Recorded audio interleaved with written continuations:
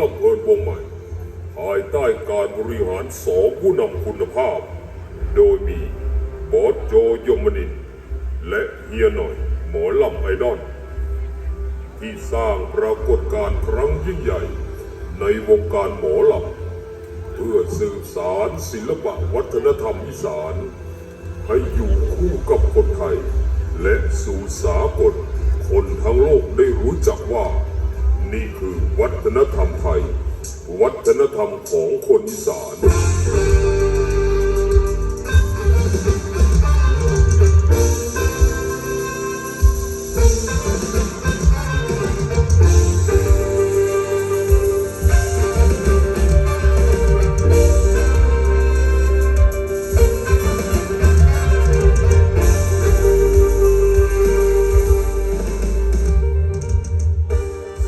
น้อยลำเพลินโชว์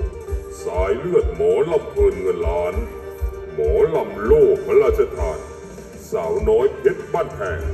ที่ได้รับการตอบรับจากแฟนๆอย่างท่วมท้นจนมีสาวน้อยลำเพลินโชว์ก่อกำเนิดสายเลือดหมอลำเพลินขึ้นมาจนได้ขนานนามว่าหมอลำเพลินฝั่งเพชร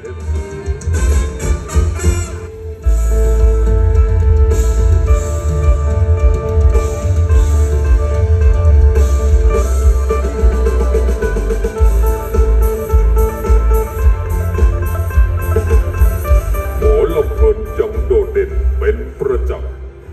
อนุรักษ์คงอยู่คู่อีสานสาวน้อยลำเพลินโชว์สร้างสรรค์งานขอกราบกรานมิตรแฟนทั่วแดนไทยทางบอสโจและเฮียหน่อยผู้คอยหนุน